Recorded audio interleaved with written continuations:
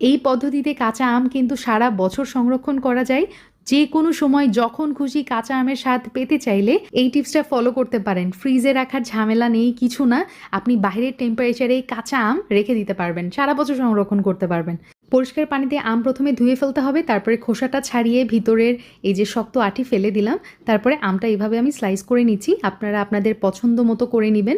এভাবে আমটা রেখে দিলে আমি কিন্তু সারা বছর এটা দিয়ে ডাল রান্নাও করতে পারি, এমনি এমনিও খাই, অথবা যে কোনো রান্নার কাজেও আমি ব্যবহার করতে পারি আর কি। তো দেখতেই পাচ্ছেন আমি পরিষ্কার একটা কাচের জার নিয়েছি, তার মধ্যে প্রথমে হাফ চা চামচ আমি লবণ দিয়ে দিলাম, তারপরে এই আমটুকু আমি সুন্দরভাবে সাজিয়ে নিয়েছি। এখন দিয়ে দিচ্ছি হচ্ছে সরিষা, কালো সরিষা একদম 1/4 টিস্পুন, সাদা সরিষা 1/4 টিস্পুন, আবারও উপর দিয়ে সামান্য লবণ একটু দিয়ে দিয়েছি 1/4 টিস্পুনের মতো। খাওয়ার পানি প্রথমে বয়েল করে ঠান্ডা করে নিয়েছি, তারপরে এই পানিটা এখানে ব্যবহার করেছি।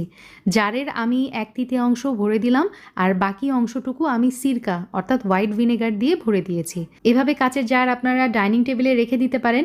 ডিপ ফ্রিজের ঝামেলা ছাড়া এভাবে রাখলে সারা বছর কাঁচা আমের স্বাদ পেতে পারেন।